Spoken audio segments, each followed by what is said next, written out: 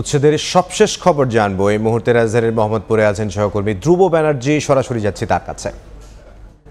ধ্রুব, ভেঙে ফেলা হয়েছে সাদিক অ্যাগ্রোর অনেকটা অংশ। আমরা যতদূর দেখতে পাই আজকে সকালেও এই জায়গাগুলো ঠিক আগের মতো থাকলেও এই ভবনগুলো সাদিক অ্যাগ্রোর পক্ষ থেকে যেটা বলা হয়েছিল আজকে সকাল থেকেই যে এই ভবনগুলো মূলত রামচন্দ্রপুর খালের কোনো অংশেই অবস্থান করছে না। কিন্তু এখন যেটা দেখতে পাওয়া গেছে, যখন সিটি কর্পোরেশনের কর্মকর্তারা এলেন তখন দেখতে পেলেন এই ভবনগুলোর অনেকটা অংশই মূলত রামচন্দ্রপুরের যে খাল, সেই খাল দখল করে সেই ভবনগুলো গড়ে তোলা হয়েছে।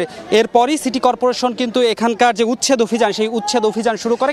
এখন কিন্তু এই ভবনটির অনেকটা অংশ, যেই অংশগুলো মূলত রামচন্দ্রপুর খালের জায়গা অবৈধভাবে দখল করা ছিল, সেই অংশগুলো তারা ভেঙে ফেলেছেন।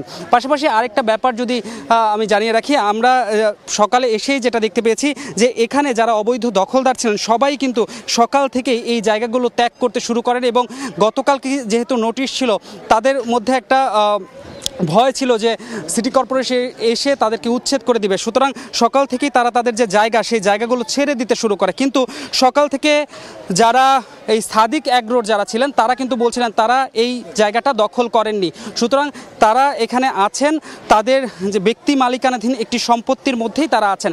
কিন্তু সেই ধারণা কিন্তু ভুল প্রমাণিত হয় সিটি কর্পোরেশন আসার পরেই। এখনও যেই জায়গাগুলোতে মূলত সাদিক অ্যাগ্রোর যে অংশটুকু এখনও রামচন্দ্রপুর খালের জায়গা দখল করে আছে, সেগুলো ভাঙার প্রক্রিয়া চলছে।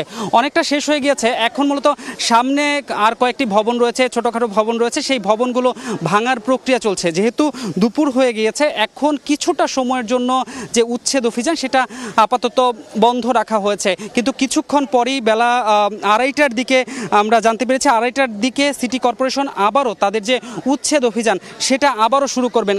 আর সিটি কর্পোরেশন পক্ষ থেকে বারবার যেটা বলা হচ্ছে যে এই যে রামচন্দ্রপুর খালে যে পানি প্রবাহ, এই পানি প্রবাহ ফেরত আনতে যত দখলদার আসুক সামনে, সবাইকেই উচ্ছেদ করে এখান থেকে বিতাড়িত করা হবে এবং এই রামচন্দ্রপুর খালের যে পানি প্রবাহ, সেই পানি প্রবাহ আবারও আগের মতো করে ফিরিয়ে আনা হবে। এই ছিল রামচন্দ্রপুর খালের উচ্ছেদ অভিযান, সেই উচ্ছেদ অভিযানের সবশেষ তথ্য।